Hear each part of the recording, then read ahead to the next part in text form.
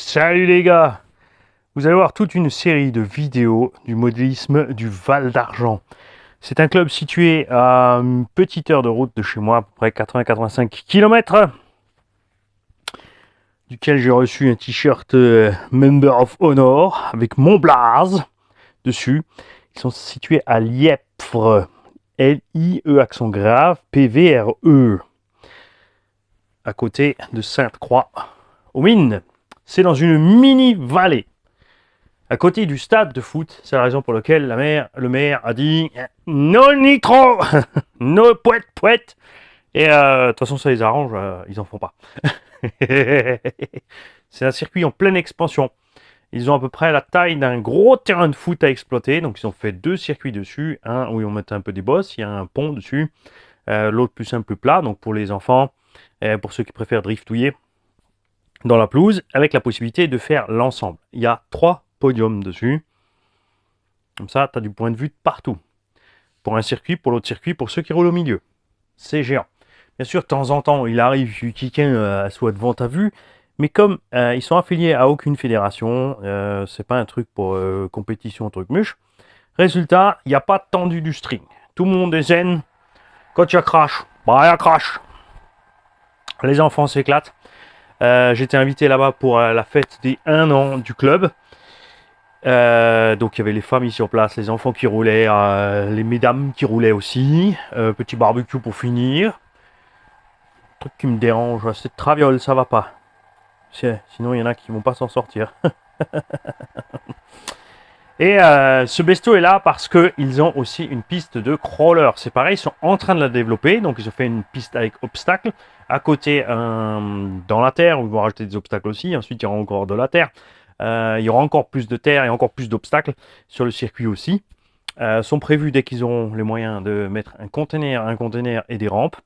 Des rampes, pourquoi? Parce que par rapport aux bosses en terre, ça se dégrade pas. Moins d'entretien. On peut les ranger en hiver.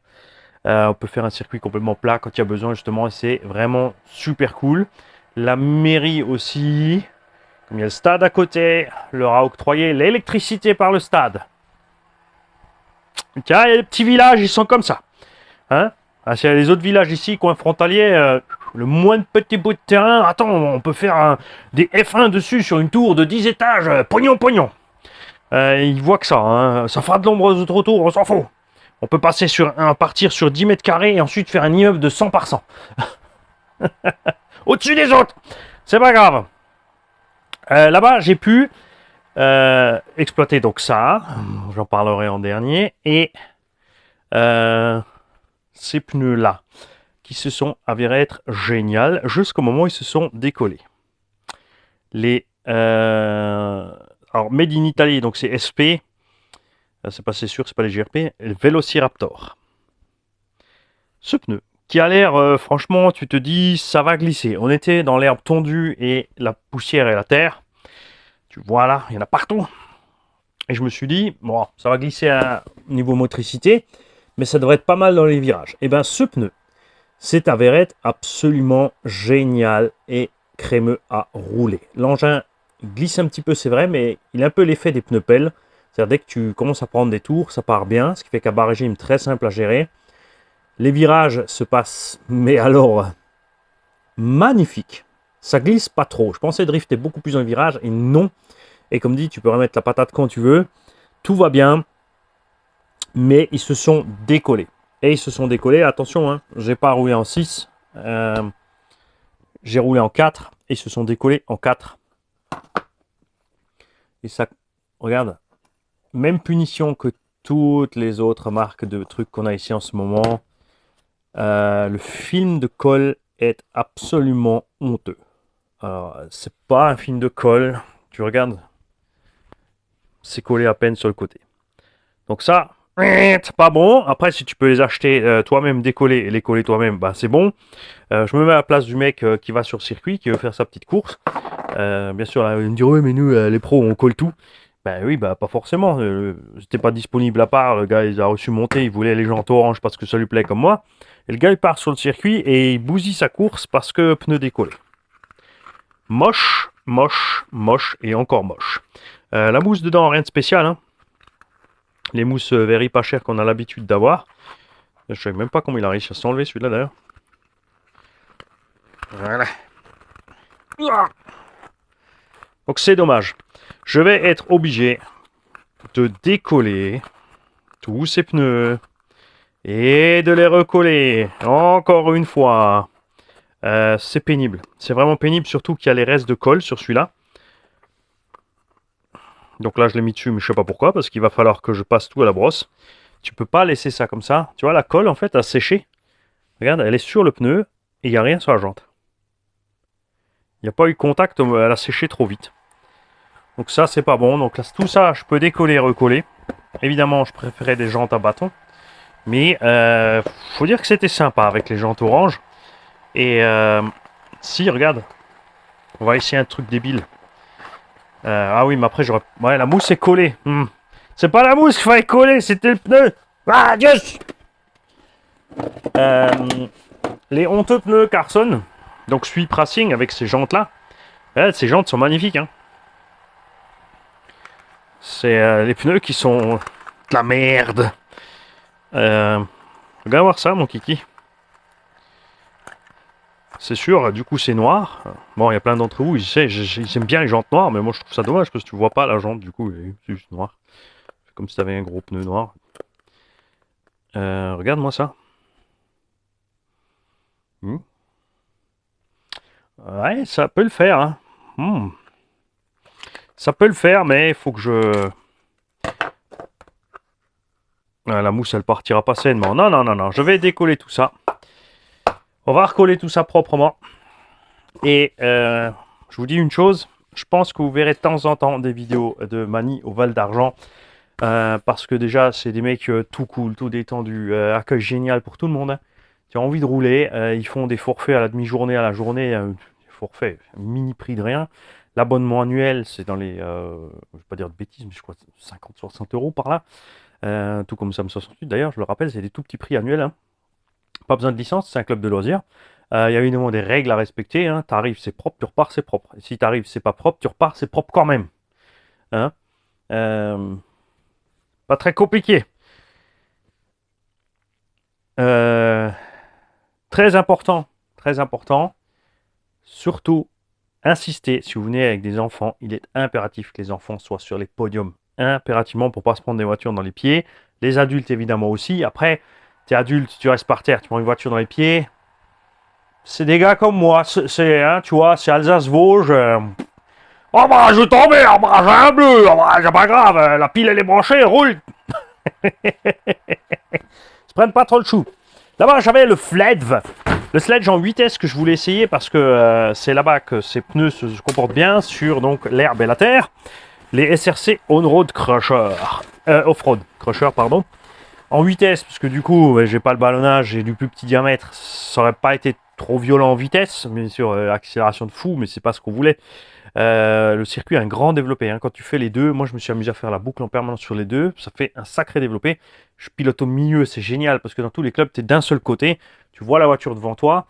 Tu es en haut, méga haut. Enfin, moi je prends pas mon plaisir à. J'aime bien être en bas en fait, voir passer mon véhicule comme les crawleristes aiment fixer leurs pneus, leur suspension, travailler sur l'obstacle.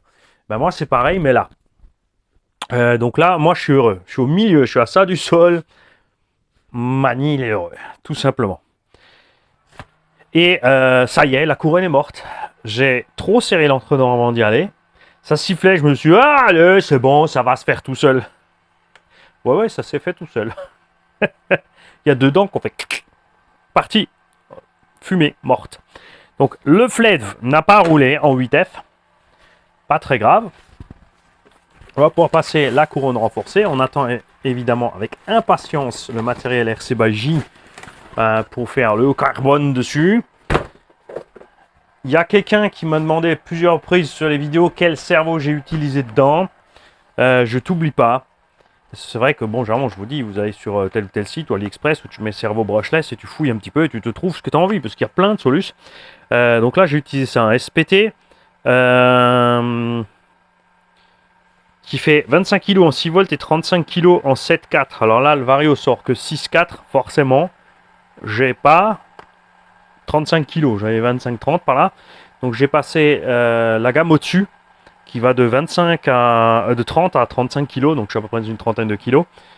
Mais c'est la marque SPT que j'utilise. C'est pas les meilleurs, tu as un petit jeu sur le neutre et tout. Perso, je préfère les JX.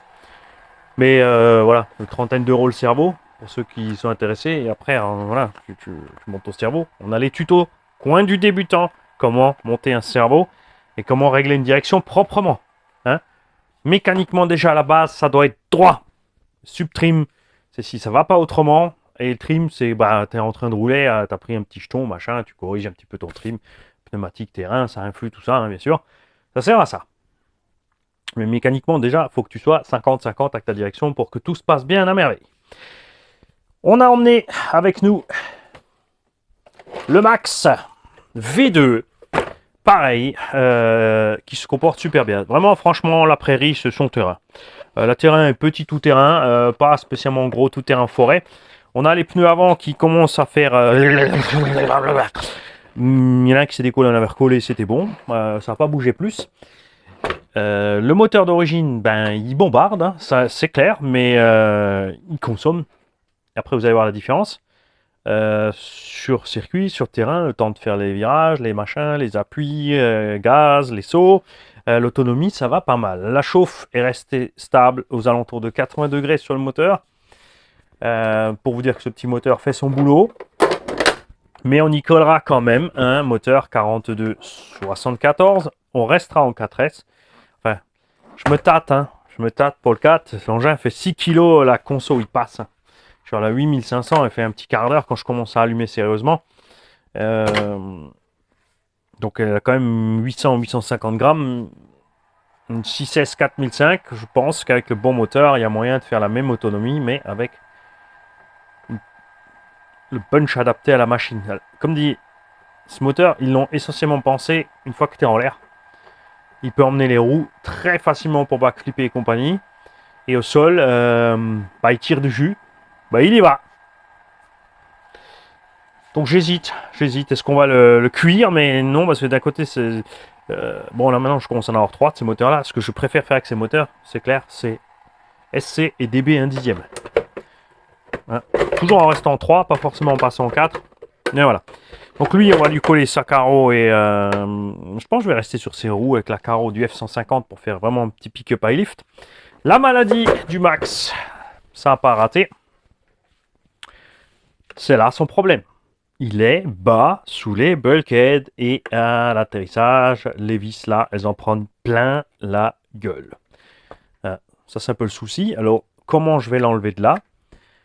Eh ben, je vais gratter, je vais nettoyer.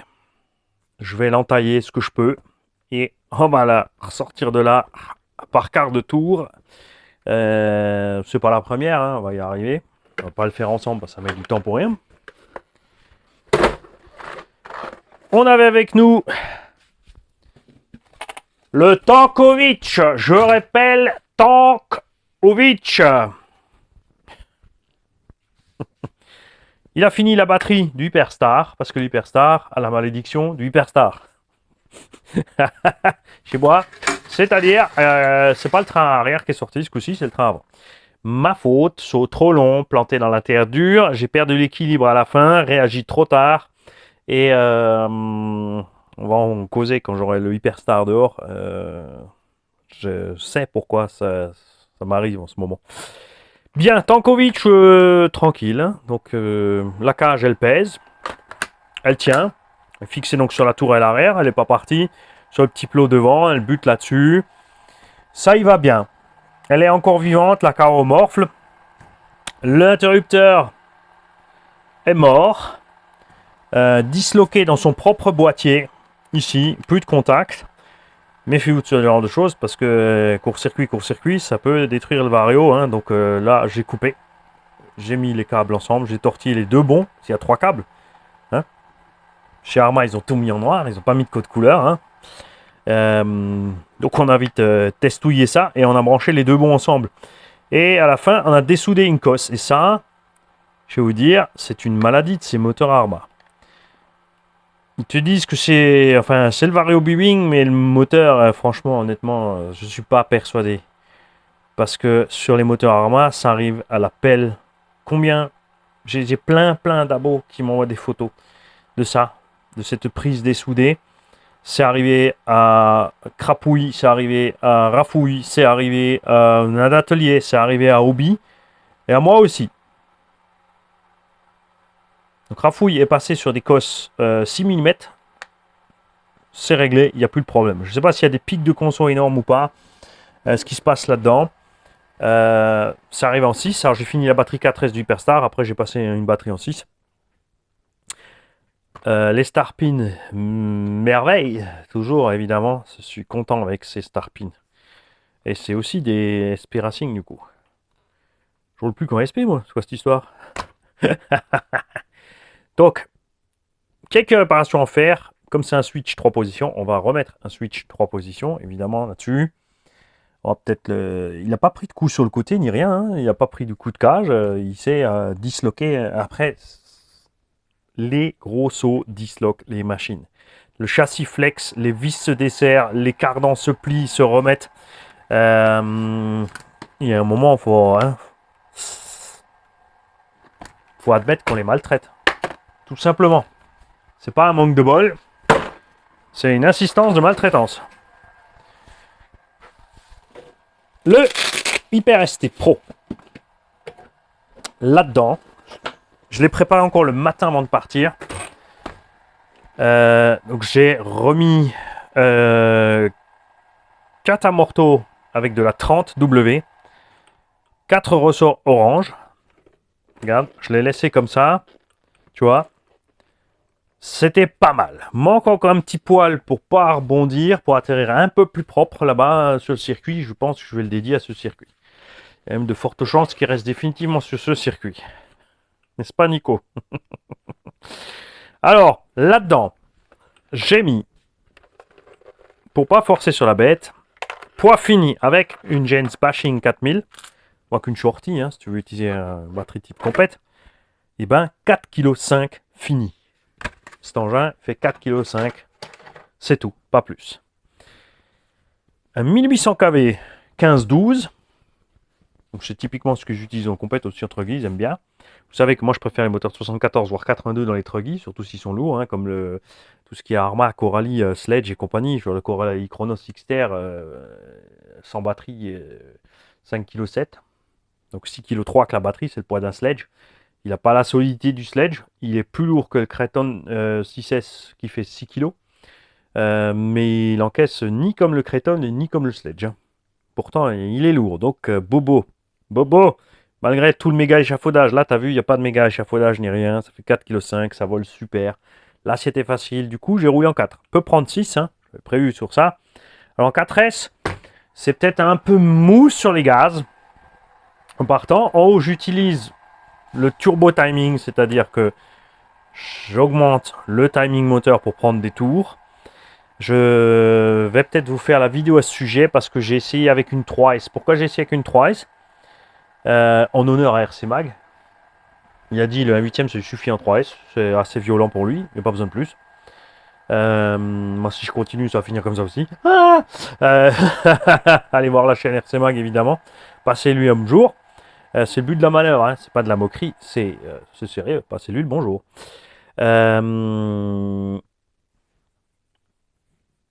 En 3S, donc si tu calcules bien le démarrage de ton turbo, si en 3S le moteur fait 2000 kV et tu as 11,1 volts, tu arrives donc à 33 300 tours, hypothétiquement.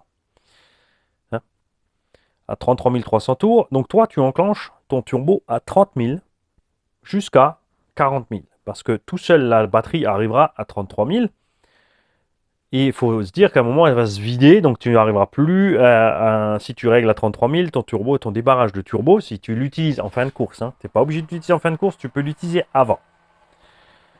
Eh ben, il se prend à 30 000 et il emmène son moteur à plus de 33 000, ce que la batterie pourrait faire toute seule. Bon, évidemment, quand elle est chargée, elle a 12,6, elle peut un peu plus, mais si tu mets 30 degrés de timing, carrément, il va emmener ton moteur à 40 000, alors que normalement, avec la 3S, il n'arrive pas à ces tours minutes. Ça amène à quoi? Ça amène que dans toutes les phases de virage et de passer les bosses, tout ça, es en dessous des 30 000, ben c'est la batterie qui emmène le moteur, et bon, toujours, mais quand tu es sur ta ligne droite, ça te permet, malgré la 3S, d'arriver à la vitesse du 4.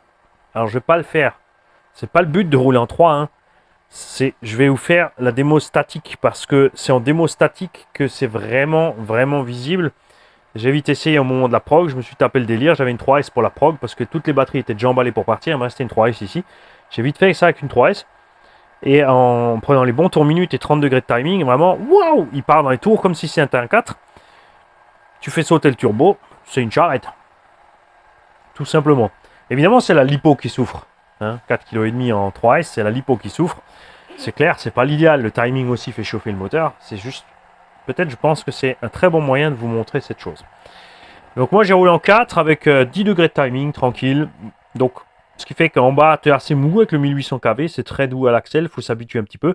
Tu rejoins un peu la sensation du nitro, en fait. Tu as, tu vois, le temps de prendre, le temps de partir. Ce qui fait que c'est plus simple de le poser, de doser, hein, pour partir dans les virages.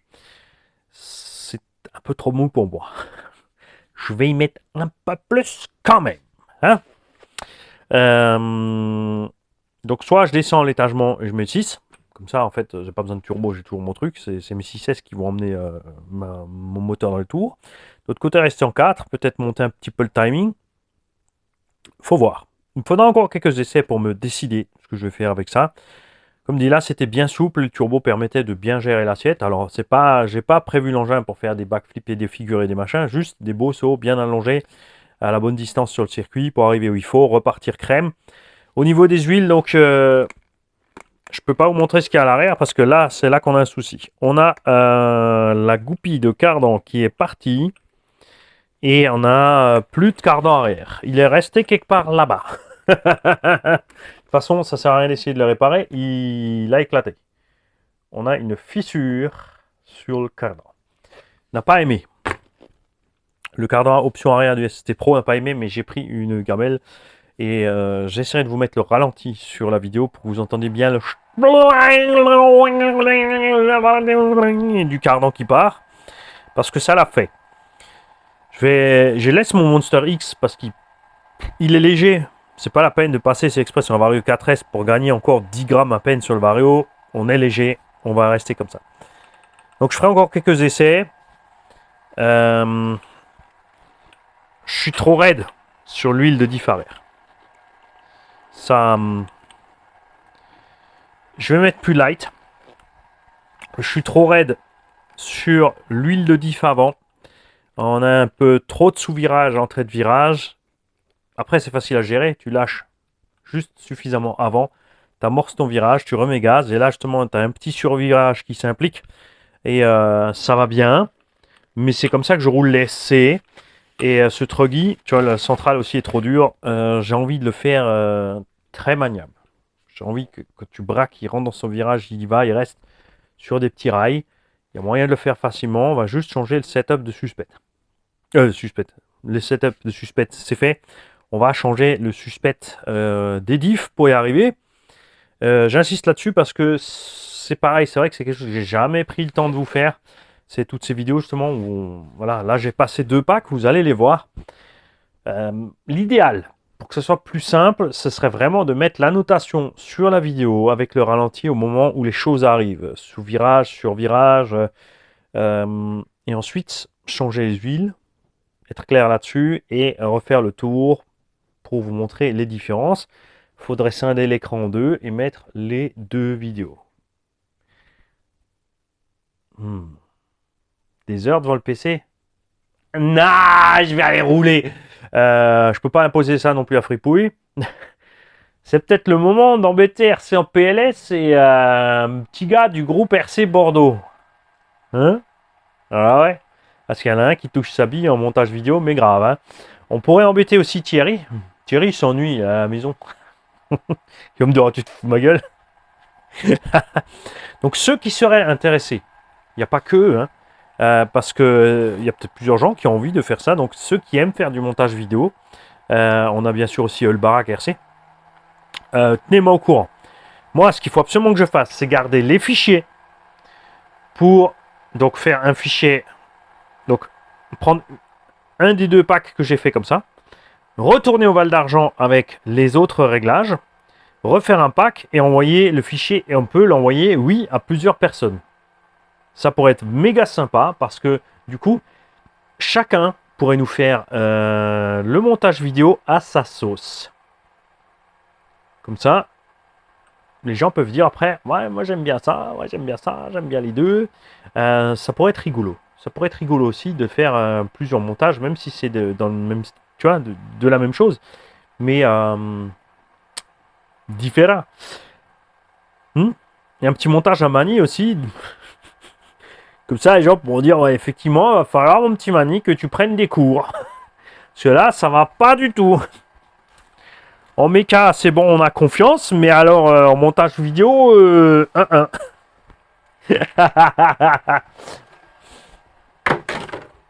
Bien.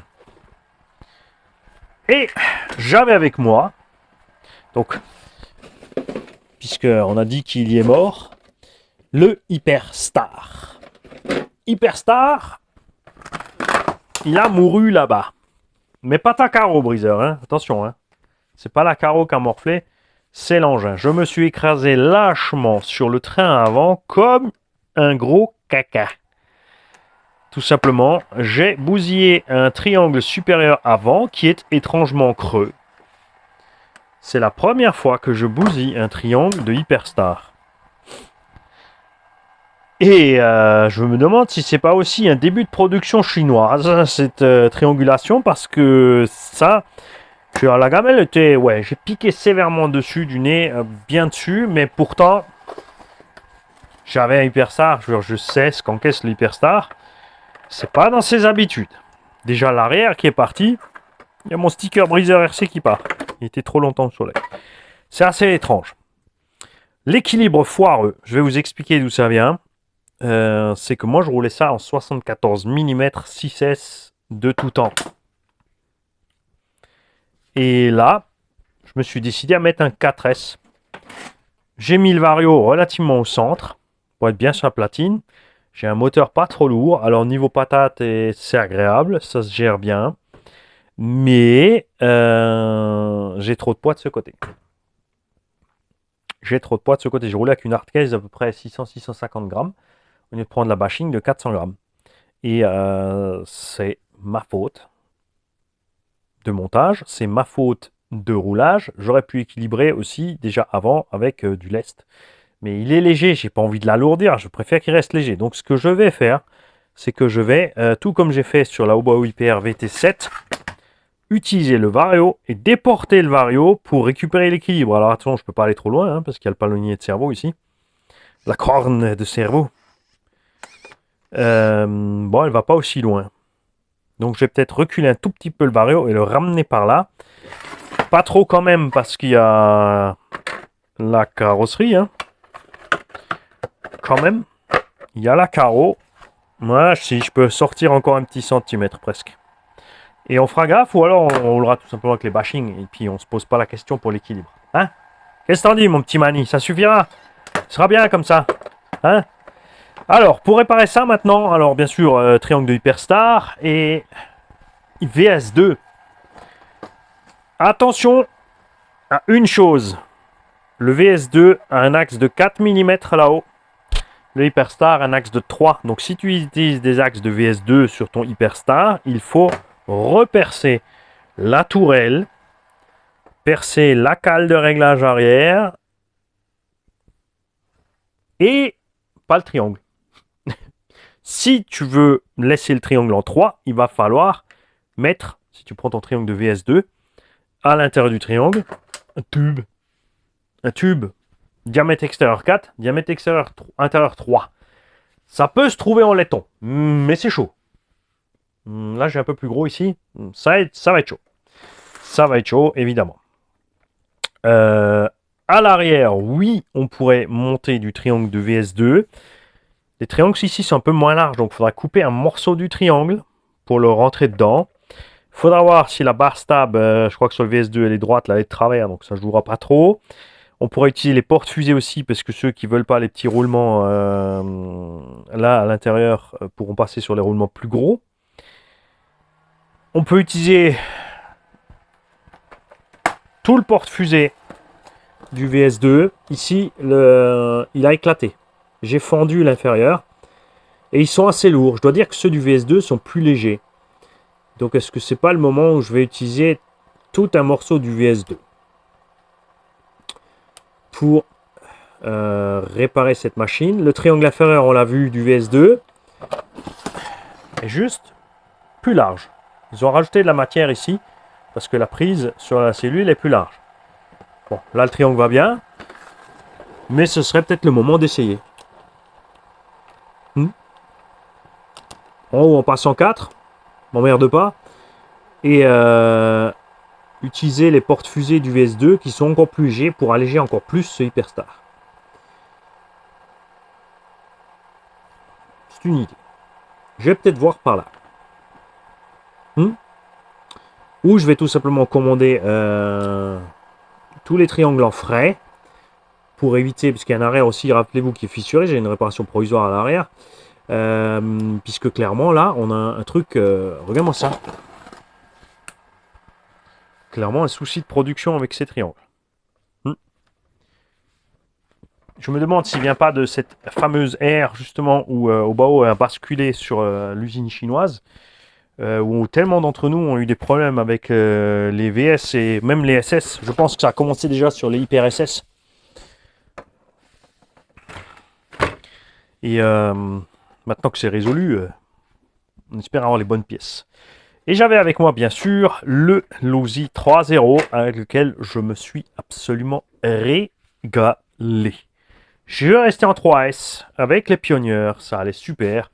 J'aurais dû emmener les roues du DB Pro, mais comme c'est une prairie, il n'y avait pas besoin de plus de garde-sol. Les roues du DB Pro, j'aime bien les mettre là-dessus quand le terrain est plus accidenté. Je me suis fait plaisir, je l'ai envoyé dans tous les sens. Dernier pack, j'ai monté un peu la cadence, mais j'avais déjà roulé pas mal. J'ai commencé à perdre le fil. Ça s'est bien passé au départ. On a commencé à agresser méchamment d'un passage à l'autre. Changement de position, saut, etc.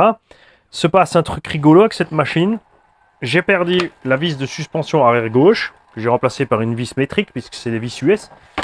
Et regarde, l'avant droite aussi est sortie, mais elle est encore dedans, mais elle était en train de sortir. C'est assez funky. Donc là aussi, hein, j'ai balancé une métrique dedans, et puis c'est réglé. Support de carreau bricolé à la sauce Traxxas, ça a tenu. À l'arrière, ils ont tenu. La carreau, quand ça a du mal, on mettra bien sûr une carreau renforcée Alsace dessus. Ça sera plus lourd. Donc je vais la mettre certainement plus bas pour pas perdre l'équilibre. Mais c'est moi, j'aime juste ça en fait. Ça, c'est quand il est en l'air comme ça, avec les roues méga loin de la carreau, j'adore. J'adore ce truc. Là aussi, on va régler le turbo différemment. Vous l'avez vu en 4. Le mode turbo est enclenché en 4. Ça va à merveille parce qu'on arrive dans la plage d'utilisation de ce turbo. Castle. Mais en 3, on est un peu trop limite, je pense, dans les tours. Donc, je vais gratter un petit peu là-bas pour l'assiette. Hein. C'est beaucoup plus simple de récupérer l'assiette après avec ce petit boost en plus. Donc, ce que j'apprécie énormément à ce système Castle, c'est justement que tu choisis ta plage. Ce qui fait que si tu roules en 3, tu règles ton turbo en 3S de 30 à 40 000. Quand tu vas passer ta 4S, si tu vas dépasser tes 40 000 avec ta batterie, ou si tu es à la limite, ton turbo restera dans la même plage. Tu ne vas pas aller dans une zone à risque pour le moteur. Spécialement quand tu passes de 4 à 6, ça évitera, justement, parce qu'en 6S, si tu as un 2200 kV, il va aller vers les 60 000 tours. Tu ne dépasseras pas les 60 000 tours pour claquer ton truc, ce qui peut t'arriver chez Hobby Wing. Chez Hobby Wing, tu mets un timing à 30 dans ton 2250 kV, tu roules en 6S, tu es hors plage RPM pour le moteur. Hein. Il va claquer et rien ne l'arrête, rien ne l'empêche, alors que là, on peut y mettre un taquet. Tu peux bloquer ton truc à 59 000 tours. Comme ça, il ne dépassera jamais les 60, quoi qu'il arrive. Même si tu as réglé pour arriver dans une plage de 75 000, il n'ira pas. Par contre, en 4S, du coup, tu peux, avec un 2200, sur une ligne droite, quasiment sortir la Vmax d'un 6 sans avoir la brutalité du 6 sorti des virages, par exemple. Donc là, c'est sympa. Tu peux utiliser ton turbo sur une plage d'accélération. Justement, tu sais que sur tel ou tel circuit, tu as des sauts où tu es mi-vitesse et qu'en l'air, c'est un peu craignos, c'est que tu ne veux pas enfoncer à fond parce qu'après, tu as l'atterrissage tournant. Tu laisses ton turbo sur ta partie mi-gaz. J'en ai parlé tout à l'heure, tiens. J'ai dit que c'est un peu mou sur l'axel. Je pourrais utiliser le turbo dans la phase d'accélération au lieu d'utiliser dans la phase Vmax. par exemple, sur le 1800 kV, rester en 6... ouais, mais si je mets le 6, il est plus tout mou, en fait. Mais tu vois, on pourrait... Hein, les deux engins, là, j'ai un système Castle dedans, on va exploiter un peu mieux ça. Et rappelez-moi de vous en parler, selon les réglages que j'ai fait, si je suis content ou pas. Pour vous dire ce qu'il en est. Mes étagères sont pleines, tu vois, j'ai... donc maintenant 1, 2, 3, 4, 5, 6 voitures posées là à moi. Mes étagères sont pleines. J'ai 2 X-Max et un Outcast 16S posés là-bas derrière. Bon, les 2 DBXL sont pas à moi. J'ai encore ce bébé là. Hein, James? Il est entre mes mains, toujours encore. Et oui, et on va en causer une autre fois de ça. Donc, suite demain, au prochain épisode. Ciao les kikis.